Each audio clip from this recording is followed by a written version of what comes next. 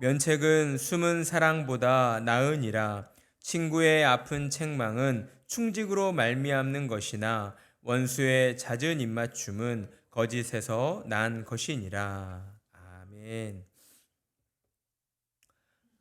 5절에서 6절까지였습니다. 오늘 우리는 면책은 숨은 사랑보다 낫다는 제목으로 하나님의 지혜 말씀을 듣도록 하겠습니다. 오늘날 우리는 세상 가운데에서 사랑이라는 미명하에 수많은 악행들이 행해지는 것을 보아왔습니다. 데이트 폭력이나 스토커와 같은 일들이 그렇다라고 할 수 있는 것이죠. 그렇다면 왜 이런 일들이 발생합니까? 사람들이 지나치게 자기의 감정에만 충실하려 들기 때문이다라고 하는 것입니다. 여러 가지 이유들이 있을 수 있겠지만 제가 생각할 때에는 이런 측면이 강하다라고 저는 생각되어집니다. 그래서 오늘날 우리는 이런 사람들을 가리켜서 반사회적 인격 장애자라는 의미로 소시오패스라고 부릅니다. 소시오패스 성향을 가진 사람들은 대부분 자기중심적이고 이기적이다라고 하는 것이죠. 사랑하기 때문에 상대방의 모든 것을 알아야 하고, 사랑하기 때문에 상대방도 나를 사랑해야 하고, 사랑하기 때문에 상대방의 모든 것들이 나의 소유물이 되어야 한다라는 그런 생각을 가지고 있는 사람들입니다. 그런데 이런 사람들의 문제점은 이러한 생각들이 그저 생각에만 그치지 않는다라는 것이죠. 생각들이 쌓이고 쌓여서 더 이상 쌓일 곳이 없게 되면 이러한 잘못된 생각들이 행동으로 표출되어지는 것입니다. 그러면서 자신들의 그 행동의 모든 이유가 사랑하기 때문이다라고 이야기를 한다라는 것이죠. 여러분, 이러한 사랑이 온전한 사랑일 수 있습니까? 그럴 수 없습니다. 이러한 사랑은 온전한 사랑이 아니라 지극히 자기 편향적인 왜곡된 사랑이라고 말할 수 있을 것입니다. 그렇다면 왜 이렇듯 자기 감정에만 지나치게 충실하려 하는 그러한 성향들이 만들어지게 된 것일까? 여러 가지 이유들이 있을 수 있겠지만 그 근본적인 이유를 생각해 볼 때에 오늘 잠언의 말씀을 통하여 우리는 그 이유를 찾아볼 수가 있다라고 하는 것이죠. 그것은 다름 아닌 진실한 책망을 듣지 못했기 때문이다라고 하는 것입니다. 한때 서점에 가보면 칭찬은 고래도 춤추게 한다는 책이 인기를 끌었던 적이 있었습니다. 칭찬을 통해서 우리 아이들의 잘못된 행동을 바로잡고 또 아이들의 낮아진 자존감을 높여줄 수 있다라는 그런 이유 때문이었죠. 맞습니다. 물론 칭찬을 통해서 또 아이를 바른 방향으로 이끌어갈 수 있는 칭찬에는 그러한 힘이 내재되어 있습니다. 그리고 또한 이러한 책이 인기를 끌을 수 있었던 이유 중에 하나는 유독 우리 한국 사회가 칭찬에 빈약하기 때문일 수도 있겠다 싶습니다. 그러나 언제나 그렇듯이 어떤 한 가지 해결책이 모든 문제를 해결할 수 없다라고 하는 것이죠. 칭찬이 지나치게 되면 도리어 아이에게 약이 아니라 독이 될 수가 있다. 아이를 도리어 망치는 결과를 가져올 수 있다라고 하는 것입니다. 아이가 자신의 말과 행동을 스스로 돌아보고 잘한 일과 잘못한 일을 분별하여서 잘못한 일에 대해서 사과하고 반성할 수 있는 그런 어떤 내면의 힘을 가지고 있다라고 한다면 전혀 칭찬이 문제가 될 수가 없습니다. 그러나 그렇지 못한 아이에게, 그러한 내면의 힘이 갖춰져 있지 않은 아이에게 무조건적인 칭찬이라고 하는 것은 독이 될 수 있다라고 하는 것이죠. 그러니 지혜로운 사람은 무조건적인 칭찬이 아니라 진실한 책망과 칭찬을 병행하는 사람이다라고 할 수가 있는 것입니다. 오늘 잠언의 말씀은 우리에게 이러한 진실한 책망이 가지고 있는 그 힘에 대해서 우리에게 가르쳐 주고 있는 것이죠. 5절의 말씀 우리 다시 한번 함께 읽어보겠습니다. 시작. 면책은 숨은 사랑보다 나으니라. 아멘. 여러분, 여기서 면책이라는 말의 의미는 무엇입니까? 우리가 쉽게 이해하는 것처럼 어떤 책임이나 책망을 면하게 해준다라는 그런 의미일까요? 그런 의미가 아닙니다. 여기서 면책이라고 하는 것은요, 사람의 그 면전 앞에서 책망을 하는, 그러니까 노골적인 책망을 의미하고 있다라고 하는 것입니다. 그리고 이어서 잠언은 이 면책이 숨은 사랑보다 낫다라고 말씀을 하고 있어요. 숨은 사랑은 어떤 의미인가? 약한 사랑이다라고 할 수가 있습니다. 어떤 친구를 사랑하기는 하지만 실질적인 행동으로 도와주지 못하는 그러한 연약한 사랑을 의미한다라고 하는 것이죠. 자, 그렇다면 왜 잠언의 말씀은 면책이, 그러니까 노골적인 책망이라고 하는 것이 숨은 사랑보다 낫다라고 말씀하는 것인가?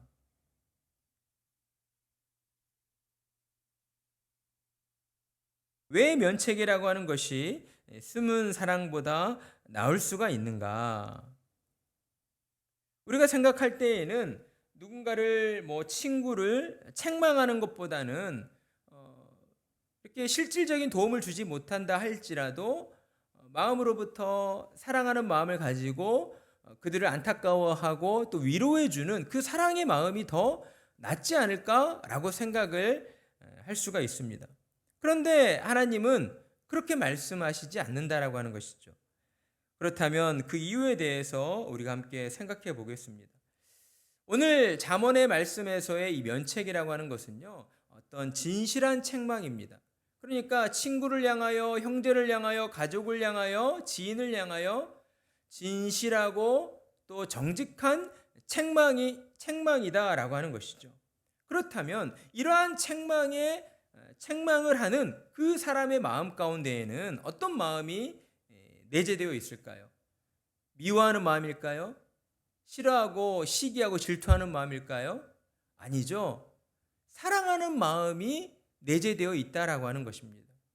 친구를 향하여서, 또 부모가 자녀를 향하여서, 때로는 자녀가 부모를 향하여, 형제들끼리 서로를 향한 어떤 정직하고 진실한 책망이라고 하는 것에는 항상 사랑이라는 마음이 내재되어 있다라고 하는 것입니다. 그런데 마음이라고 하는 것은 눈에 보이지 않고 말이라고 하는 것은 우리 귀에 들리다 보니 어때요? 그 마음을 느끼지 못하는 경우들이 많다라고 하는 것이죠. 먼저 다가오는 것은 그 사람의 책망의 말이잖아요. 듣기 싫은 말이잖아요. 내가 별로 좋아하지 않는 말이다 보니까 그 말로 인하여서 마음의 상처를 받고 또 그로 인하여서 그 친구를 향하여 또 형제를 향하여 부모를 향하여 또 화가 나고 그렇게 불만을 가지게 될 수가 있다라고 하는 것입니다.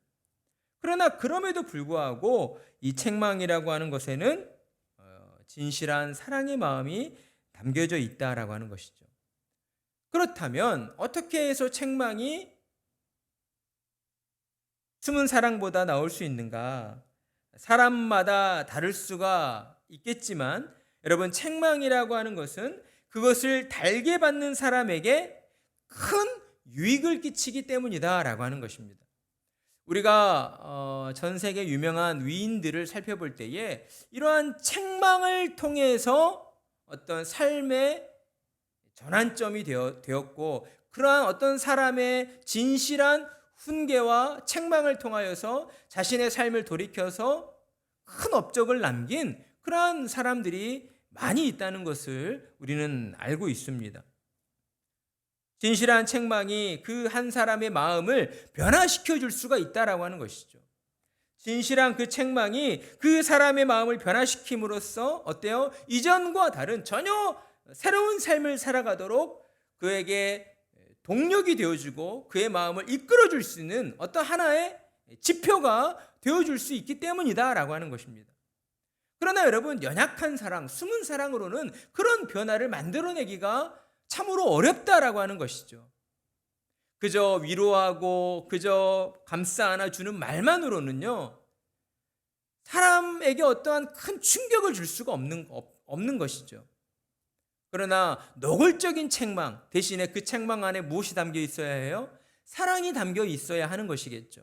미워하는 마음과 시기하는 마음을 담아서 책망하는 것은 누가 들어도 알 수 있잖아요. 그러한 책망으로서는 유익을 끼치지 못하죠. 도리어 그 사람의 마음에 상대방을 향한 더 큰 미움만을 만들어 낼 수밖에 없습니다. 그래서 지혜로운 사람은 이러한 진실한 친구의 책망을 달게 받는다라고 하는 것입니다. 동양의 옛 글에도 보면 충고하여 벗을 선히 인도하라라고 라는 이야기가 있습니다. 충고를 통해서 너의 친구를 선한 길로 인도해야 된다라고 하는 것이죠. 그리고 또한 이와 관련하여 노자는 이런 말을 했습니다. 믿음성 있는 말은 아름답지 않고 아름다운 말은 믿음성이 없다. 그러니까 친구에게 진실한 책망을 하는 말은 아름다운 말이 되지만 그저 위로하고 칭찬하고 잘했다라고 해주는 그러한 말들은 결과적으로는 아름다운 말이 될 수가 없다라고 하는 것입니다. 그러니 저와 여러분은 이 땅을 살아가는 동안 하나님이 주시는 이 지혜의 말씀을 우리 마음에 새기고 어때요? 우리 자신부터 우리 곁에 있는 가까운 친구들에게 진실한 어떠한 책망을 할 줄 아는 그러한 지혜로운 사람들이 되어야 한다라고 하는 것입니다.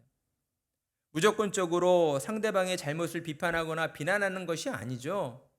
상대방이 더 잘 되기를 바라는 마음에서 내뱉는 그러한 선한 책망이 말이 되어야 한다라고 하는 것입니다.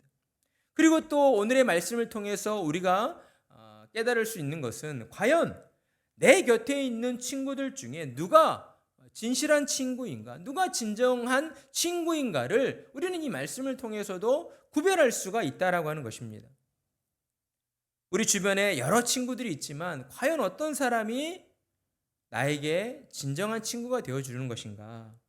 나에게 진실한 충고를 하는 사람이 진정한 친구가 될 수 있다라고 하는 것이죠. 그래서 6절의 말씀을 보면 친구의 아픈 책망은 충직으로 말미암는 것이나, 그러니까 정말 친구를 향한 신실하고 정직한 마음으로 친구에게 그의 마음에 비수가 꽂히는 말일 수 있지만 그런 아픈 책망을 한다는 것이죠. 친구를 향한 진실하고 정직한 마음을 갖고 있기 때문에. 그러나 그렇지 않는 사람은 어때요? 원수와 같다라고 하는 거예요. 잦은 입맞춤으로써 당신을 존경합니다. 당신을 정말 높이 평가합니다. 이렇게 늘 좋은 말을 해주는 그러한 사람은 결과적으로 볼 때에는 원수와 같은 존재이고 내가 잘 되기를 바라기보다는 도리어 내가 망하기를 바라는 그러한 사람이다라고 하는 것을 우리가 구별할 수 있어야 한다라고 하는 것입니다. 사랑하는 성도 여러분, 우리는 하나님의 이 잠언의 지혜의 말씀을 통해서 우리가 육신으로 이 땅을 살아가는 동안 정말 어떠한 마음의 자세로 또한 살아가야 하는 것인가를 우리는 잘 배워가야 합니다. 오늘의 말씀을 통해서도 저와 여러분은 항상 정직하고 진실한 마음으로 우리 곁에 있는 친구들을 사랑의 마음으로 그들의 잘잘못을 구별하여서 책망할 줄 아는 사람이 되어야 하는 것이고, 또한 우리 곁에 있는 친구들 가운데에서도 그렇게 나를 향하여 나의 어떤 안 좋은 면, 나의 단점, 내가 고쳐야 될 부분들을 진실하고 정직하게 책망해 줄 아는 친구가 또 나에게 있어서 진정한 친구이다라고 하는 것을 우리는 명심해야 한다라고 하는 것이죠. 그러면서 우리 주변에 있는 정말 듣기 좋은 말만 해주는 친구들을 우리가 어떤 면으로는 조금은 거리를 둘 필요가 있다. 도리어 그런 친구들은 그저 자신에게 어떤 이익이 될 때에만 우리를 가까이 하고 자신에게 뭔가 특별한 이익이 되지 못할 때에는 그저 멀리 해버리는 그런 세상적인 그런 친구인 경우들이 많다라고 하는 것을 우리는 또한 명심해야 한다라고 하는 것입니다. 하나님의 지혜의 말씀을 가지고 우리 자신부터 먼저 우리 자신을 또한 돌아보면서 우리가 하나님 앞에서 늘 정직하고 진실한 사람으로 그렇게 살아왔는가를 돌아보고 또 앞으로도 늘 하나님 앞에서 진실하고 정직한 사람으로 살아가기를 노력하는 저와 여러분이 되어야 하겠습니다.